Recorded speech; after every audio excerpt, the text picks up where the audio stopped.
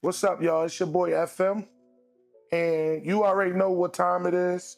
It's the Vibes Podcast, where real ones link up, and stories get told. The vibes get set. Let's lock in, and you already know I'm joined by the voice that holds it down, my co-host Mayana Camille. And tonight we are not just podcasting, we're talking healing, truth, and real community. We got someone in the building who's making real noise for youth, the streets, and overall our Philly as a community. BubKing Davis, the CEO of the Brainiac movement. This episode is for ones growing up without guidance and the ones trying to be better men and overall better people. Help us welcome BubKing Davis. What's up, brother? Hey. Thank y'all for having me, man. I appreciate it, man. What's your vibe for the day? What you feeling?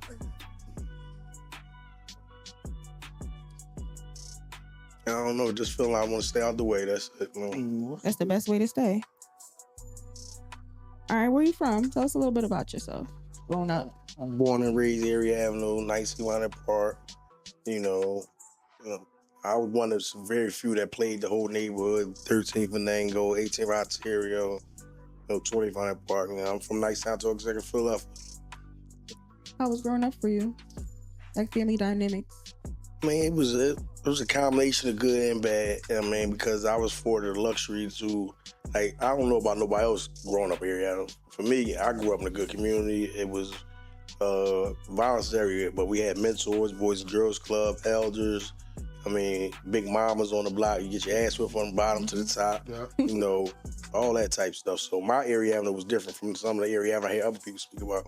We had trees, the sidewalks painted, Clean. So I don't know about nobody else, but for me, I had a good growing up, and that was just my mother's side of the family. My father's side of the family was a little bit more afforded a luxury. My grandma put the work in, and she was able to change her life.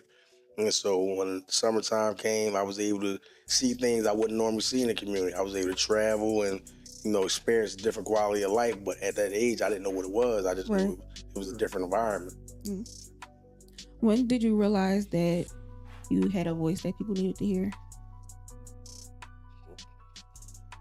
I met this lady one time. I came around 2007. I did some lunchbox stuff in Harrisburg, ended up incarcerated. And I had walked past, and there was another pie, and a young boy asked me to call his mom. And I had called his mom, like, this was your son said, this, and third. And she said, "You're not from here, are you?" I said, "Why you say that?" She said, "You're very respectful and you're kind." And I said, "I'm just being myself. I don't know what that means." She said, "What's your name?" I'm like, I gave my name. And the next day, they called me for a visit. I'm like, I don't know nobody who come to see me. Right. So when I went to the visiting room, they like, "No, you going over there." So I'm like, "What's the difference?" They were like, "No, you got official visit." Some lady came through. I didn't know what Michelle Obama looked like back then. But when I reflect now, this is what Michelle Obama was. She walked in that joint, carried it, two-piece suit on, suitcase, sat down, and, and she just loved on me, man. She said the only way to get rid of hate is the love. She said, "I think you need me. You need to be loved on." And I'm looking at this lady like, your son is over there. I wish you hurry up and die there so I can collect myself, whatever. But she stayed connected. I call her my worldly mother now, Miss April James. She put a lot of work in there, Greatest with the Men with the FACT program, her and Ronald Waters. And she used to write me consistently. And I used to write her back. And she used to always tell me, "You're going to be a great writer one day." And I'm like, when you stop using drugs, we'll figure that out. Writer, author, I'm from Area Avenue. I don't know nothing about that stuff.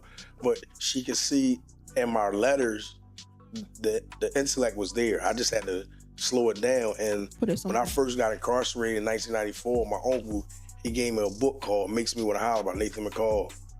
And I fell in love with reading after that.